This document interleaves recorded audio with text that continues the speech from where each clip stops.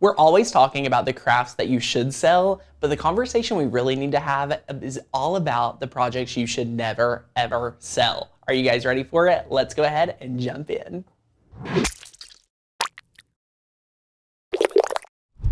If you guys are new here, my name is Tanner Bell and welcome to the Makers Can Learn YouTube channel. I help people all over the world learn and master their Cricut machine. Our team here is dedicated to help you guys love your machine, and we even help people go a step further and start selling their Cricut creations. If you have never sold before and you're interested, check out my free workshop right down below. It's a top-rated workshop.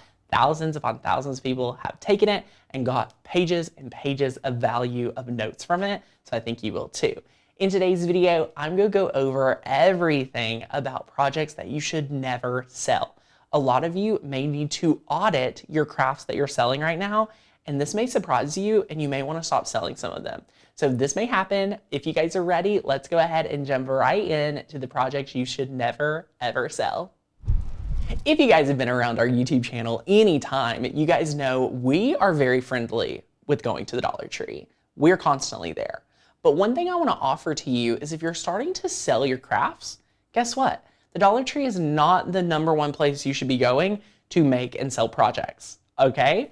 If you are constantly gravitating towards blanks, projects from the Dollar Tree, supplies from the Dollar Tree, things like that, you are probably not going to really be able to sell that well, right? We want to teach you guys how to sell quality projects. And when you love making things from the Dollar Tree, believe me, I love making things from the Dollar Tree. So this is not a hit at Dollar Tree. I love Dollar Tree, but we are running a successful business, right? When you're running a successful business, your #1 stop should not be the Dollar Tree, especially when it's to make projects like this one right here. This is a project I made as a Christmas countdown. Perfect for a family affair, perfect for your personal use, honestly, even perfect to gift to people. But when you're selling, you want to be really curious and worried about how well it will hold up, because the way you take care of something is not the same as your customer. And you have to remember that they may be really hard on their projects. They may be really hard on their shirts. They may be really hard on anything. So you really want to think about how it could mess up instead of, oh, I've had this for a year, it's never bothered me, I'm going to start selling it. Because you take pride in your project, you take pride in your work, and it's really easy for you to take care of something. But if someone doesn't have that pride and that care, they're not going to take care of it the same way. So I really want to encourage you to stay away from Dollar Tree projects, especially metals like this one, which is a pizza pan, because this is really easy to chip. Even though we've used chalk paint, we've done everything we can to make it as permanent and work as well as possible, this right here, in most people's home, probably would not hold up, especially if it's falling off the counter, if the kids are getting it, the dog's scratching it, right? It could scratch right off. So we want you to be aware of that, because the #1 thing you have to think about when your customer has a mistake or they've ruined a project, who does that fall back on? You. It falls back on you as the seller. So when we are talking about projects that you should never sell, I really want you to be careful and be very mindful about what blanks you choose to sell from the Dollar Tree and what projects that you are creating that are incorporating Dollar Tree items. I'm not saying no project could be made from the Dollar Tree. I just want you to be very, very mindful of what type of projects you're willing to sell that stems from items at the Dollar Tree. Next up is any craft that takes more time than they are worth.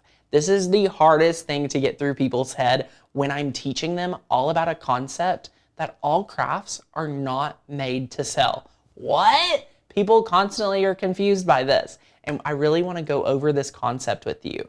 If a project takes a lot of time, let's take this one right here. Is this project not amazing? I think it's beautiful. But doing these letters, unless you've mastered it, takes a lot of time, right? Awesome project, would be perfect for someone out there. It would be amazing. But chances are, for you to get paid what it's worth, for you to have the blood, sweat, and tears of creating a project like this, it's probably not worth it for you to make and sell it, right? It would probably be a lot easier for you to sell 3 t-shirts and you would made a lot more money than making and selling this one time. Your hourly rate would probably go down to like $5 or $6 an hour just because it's tedious. You have to be really careful with it. There's a lot of things you have to be mindful of. So when I say not all projects are made to make and sell, or the project, takes too long than what it's worth, that means that project is not a good candidate to sell. And I want you guys to be picky, because my favorite quote when we're talking about a side hustle or starting a small business is, you have an expensive hobby until you are making money, right? If you are not making money, you simply have a very expensive hobby. And that's fine. If we want to be a hobby crafter, let's be a hobby crafter. I'm here for it all day, right? But if you're wanting to be able to pay for your craft projects, if you're wanting to pay for your supplies, if you're wanting to just have some extra money coming in, I want to help you do that the easiest and the best way possible. And the way you have to do that is to really consider your desired hourly rate, how long it takes to make something, and what the supply cost is. It's very simple. And you have to make sure that you're able to pay yourself for as many hours worked at the desired hourly rate you would prefer.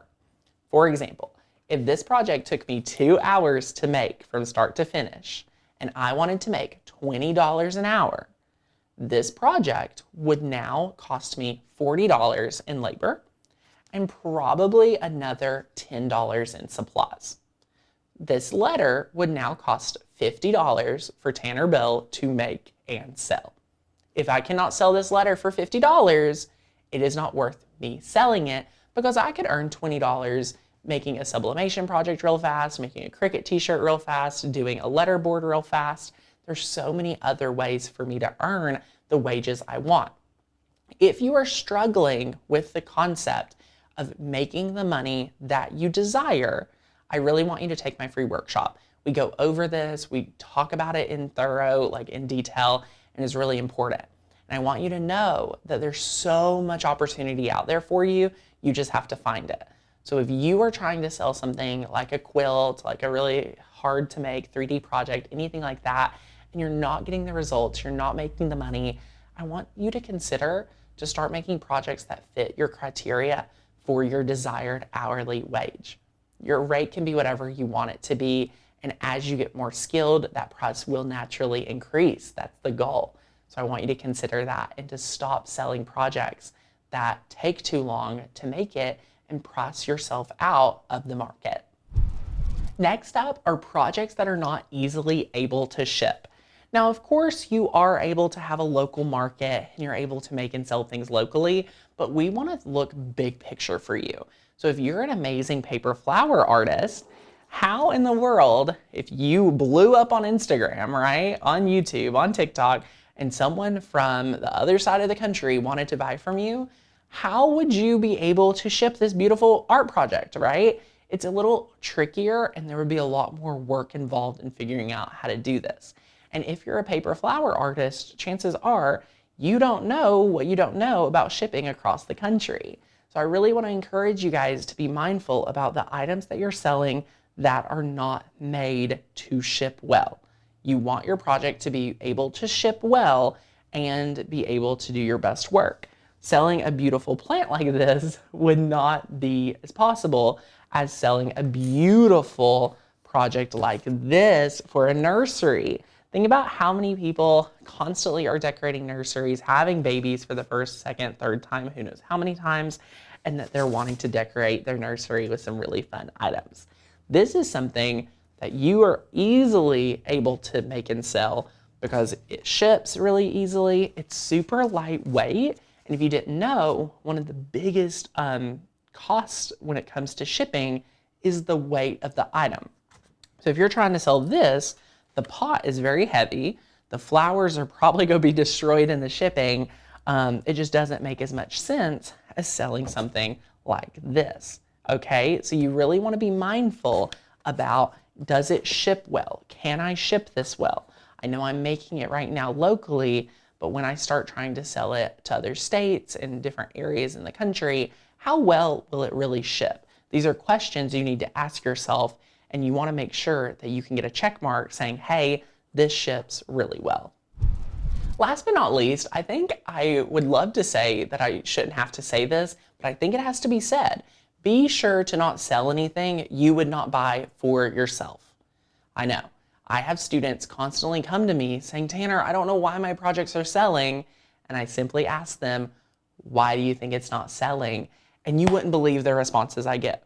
People are telling me, oh, I didn't do a good job, or oh, it's not really like something I would buy. And I'm like, if you would not buy it, do not try to sell it. You're kidding yourself. You're kidding me and yourself, right? So be sure to be careful and be mindful about selling things that you are super proud of. If you are not proud and confident in your project, in your pricing, you will not be able to sell it. The way you're going to show up to sell these items is not going to be 100%, because you know deep down that you aren't confident in your pricing, you're not confident in the project. So be on the lookout for projects like this one. This is a project that we have done a lot of testing on, and you can see like it's had lots of ghosting. It's had like, the back is like totally messed up, like things like that. If I was a seller, I would not sell this because it's not my best work. I could easily make one of these so much better, so much easier, and you need to know that line. Does that mean sometimes you're going to have to write a loss on something to respect your integrity and your brand? 100%. That's what it takes to be a top-level seller, is where that line is, because your customer is going to constantly be able to know, like, and trust you enough to trust all of their support and all of their projects in your hands. All right? So if you're ready to start learning how to sell better than you ever have before, take my free workshop down below. It's my 5 secrets to making money crafting, even if you haven't sold before. If you're new here, hit that subscribe button. We love covering the topic of selling your crafts, and I would love to teach you how to master your Cricut machine. If you guys have any questions, drop them down below, and I've put 2 videos right here that you need to go check out next, because they're all about selling too. So see you guys in the next one.